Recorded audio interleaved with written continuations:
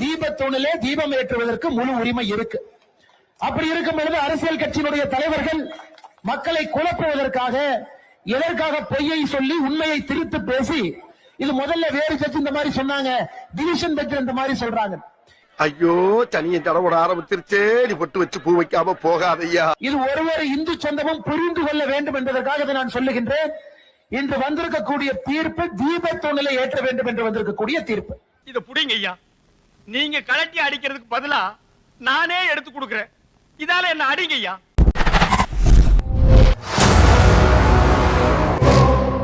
ஆச்சரியம் என்னன்னாங்க, டிசம்பர் 1ஆம் தேதி தீர்ப்பு கொடுத்த பிறகு இஸ்லாமிய தர்கா இருக்கிறவங்க அப்பீல் போகல. 2ஆம் தேதி அப்பீல் போகலீங்க. 2ஆம் தேதி அப்பீல் போன ஒரே ஒரு நபர் யாருன்னா, அந்த இந்து அறநிலைத்துறை அந்த கோவிலினுடைய செயலாளர் அப்பீலுக்கு போறாரு. இந்த தீர்ப்பு தவறு. சொம்பு திருடி திருட்டு நாயே, நீ பேசக்கூடாதா பஞ்சாயத்துல?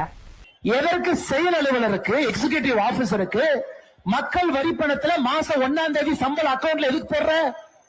கோவிலை நிர்வகிப்பதற்கு, இந்து சொத்துக்களை பார்ப்பதற்கு. அப்படி இருக்கும்போது அந்த கோவிலுடைய செயல் அலுவலர் எதற்காக மதுரை உயர்நீதிமன்றத்தினுடைய கிளையில 2ஆம் தேதி எதுக்கு அப்பீல் போறாரு? ஆனா இது புதுசா இருக்குனே, புதுசா இருக்கு. தர்காக்காரங்க அப்பீல் வரல, இஸ்லாமியர் அப்பீல் வரல. அப்படி உனக்கு ஓட்டு பிச்சை எடுக்கணும். திராவிட முன்னேற்ற கழகத்தினுடைய அரசுக்கு சிறுபான்மையினுடைய ஓட்டை பிச்சை எடுக்க வேண்டும் என்பதற்காக இந்த பிழைப்பு பிழைக்கிறதுக்கு நீங்க 2 பேரும் என் கூட சேர்ந்து பிச்சை எடுக்கலாம். கொடுக்கப்பட்ட தீர்ப்பை எதிர்த்து இஸ்லாமியரே போகல, கோவிலுடைய செயல் அலுவலர் கோயிலை பாதுகாக்க வேண்டிய போறாரு. ஐயோ அது பிரச்சனைங்க. இந்த தீர்ப்பை நான் எதிர்க்கிறேன். நீங்க இருக்க வேண்டிய ஆளே கிடையாது. எங்க சார் இருக்கணும்? இருக்கவே கூடாது. What is the meaning sir? இதான மீனிங். கோவில்ல மாமிசம் சாப்பிடலாம், அசைவ உணவு சாப்பிடலாம். அதை எதிர்த்து யாரு போயிருக்கணும்? கோவிலுடைய செயல் அலுவலர் போயிருக்கணும், அறநிலைத்துறை போயிருக்கணும். போகல. அதை எதிர்த்து 2 இந்து பக்தர்கள் போனாங்க. இது சிக்கந்தர் மலை கிடையாதுங்க ஐயா, கந்தர் மலை. போனது யாருங்க? இந்து பக்தர். இந்த கோவில்ல அசைவ உணவு சாப்பிடக்கூடாது, அதை எதிர்த்து போனது இந்து பக்தர். இவ மூத்திரத்தை குடி, அப்ப கூட உனக்கு புத்தி வராது. மாமிசம் சாப்பிடும் போது அறநிலைத்துறைக்காரன் போகல. கந்தர்மலை என்கின்ற பெயரை மாற்றி இது இன்னொரு பேரை வைக்கும் போது அறநிலைத்துறைக்காரன் போகல. தீபத்தை ஏற்று என்று சொல்லும் போது அறநிலைத்துறைக்காரன் போறாங்கன்னா, தமிழகத்துல தொடர்ச்சியாக நாம் எல்லோரும் சொல்லிக் கொண்டிருக்கின்றோம். RSS பேரியக்கம் சொல்லிக் கொண்டிருக்கிறது. இந்து அறநிலைத்துறையை கலைக்க வேண்டிய நேரம் வந்துவிட்டது. ஜச்சம்மா கடையை காலி பண்ண போகுது, ஜோலி முடிஞ்சு போயிட்டு வா. வர்றவக்குள்ள ஜாமான் தட்டலாம் வேலை நிறுத்தி வைக்கிறேன். நானும் ஊருக்கு போய் ரொம்ப நாளாகி போச்சு. நான் இன்னைக்கு தமிழக அரசையும் இந்து அறநிலைத்துறையும் நான் கேட்கிறேன், தீபம் ஏற்றுவதற்கு தீபத்தூண் வைக்காம எதுக்காக அங்க தீபத்தூண் வச்சிருக்காங்க? எதுக்காக வச்சிருக்காங்க? ஐயா போட்டோ எடுக்குவா. இத திராவிட முன்னேற்ற கழகம் இத்தனை காலமாக சொன்னது அது தீபத்தூண் இல்ல, அது ஆங்கிலேயர்களுடைய சர்வே ஸ்டோன். ஒரு பாக்ஸர் கிச்சன்ல பேசுற பேச்சாராது. அதுக்கு எங்க என்ன போட்டு அடிக்கிறீங்க? ஒன்னை அடிப்பேன், உங்க ஒப்பனை அடிப்பேன். ராஸ்கல் இருந்து புதுசா இன்னொன்னு கிளப்பி இருக்கிறான். அது சர்வே ஸ்டோன் கிடையாது, அது சமணர் காலத்தில் இருந்த ஸ்டோன் அப்படின்னு கல்லு.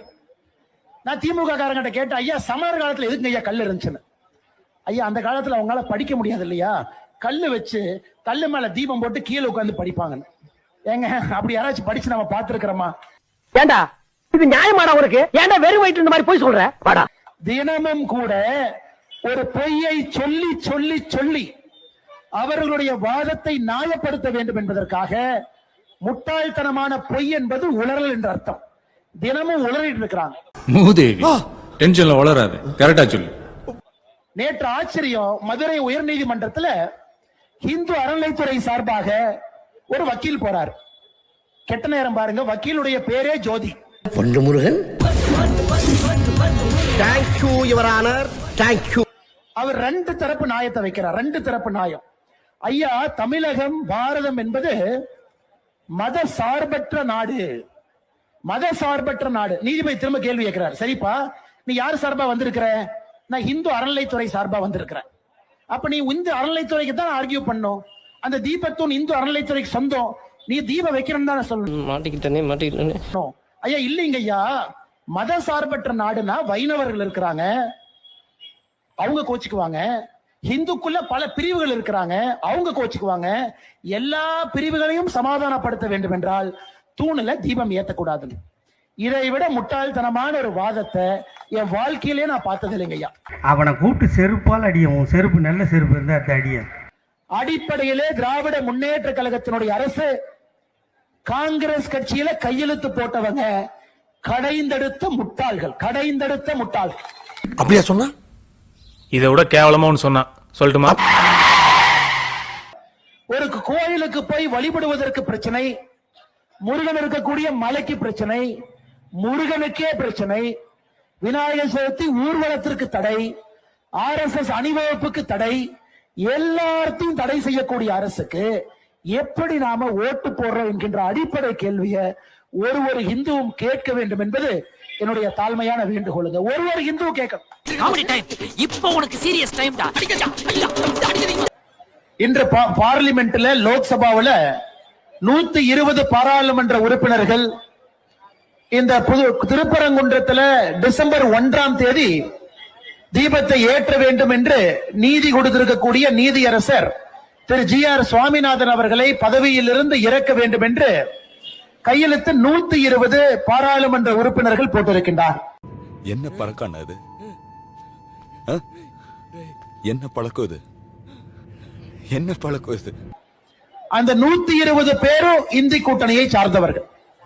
அந்த 120 பேரும் தமிழகத்தில் இருக்கக்கூடிய திராவிட முன்னேற்ற கழகத்திலிருந்து, அகில இந்திய கட்சியாக இருக்கக்கூடிய காங்கிரஸ் கட்சி, திருமாவளவன் அவர்களுடைய கட்சி, கம்யூனிஸ்ட் கட்சி.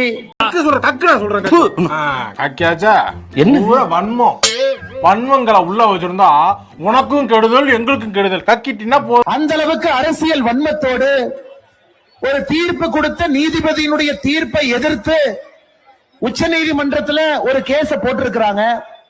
அப்படி இருந்தும் கூட பதவி இறக்க வேண்டும் என்றால் எப்படிப்பட்ட கோபம் அந்த தீர்ப்பு கொடுத்தவரின் மீது இருக்க வேண்டும், அதே நேரத்தில் இந்து சொந்தங்களின் மீது இருக்க வேண்டும் என்பது வெட்ட வெளிச்சமாக பட்ட பகல்ல நமக்கு தெரியுது. டேய் டேய் இப்படிலாம் பண்ணன்னு வச்சுக்கடா, நாசமா போயிருவடா, அழிஞ்சு போயிருவ. இந்த எண்ணத்தை மாத்திக்க, இல்லன்னா நீ அவ்வளவுதான். ஆனா எதற்காக இந்த 120 பேர் கையெழுத்து போட்டிருப்பாங்க? நான் ஒரு திமுக MP கிட்ட கேட்டேன், இந்த கையெழுத்து போட்ட ஒரு MP கிட்ட, எதுக்குன்னே கையெழுத்து போட்டீங்க? விமான நிலையத்துல எங்கிட்ட மாட்டினார், டெல்லி விமான நிலையத்துல. மாற்றம்டா மாற்றம்டா மாற்றம்டா. அவர் சொன்னாரு, பிரதர் இதெல்லாம் கண்டுக்காதீங்க பிரதர், இந்த மைனாரிட்டி ஓட்டு கொஞ்சம் விஜய் எல்லாம் வந்ததுக்கு அப்புறம் இந்த பக்கம் அந்த பக்கம் எல்லாம் போற மாதிரி இருக்கு. நாங்க இந்த மாதிரி டிராமா கீமா பண்ணி 100% எங்க பக்கம் வச்சுக்கிட்டா தான் கொஞ்சம் 1 ஓட்டு 2 ஓட்டுனாச்சும் வர முடியும். அட வெக்கம் கட்டுவீங்களா? இதுக்கு எதுக்குடா வெள்ளையங்கிலி மாலைன்னு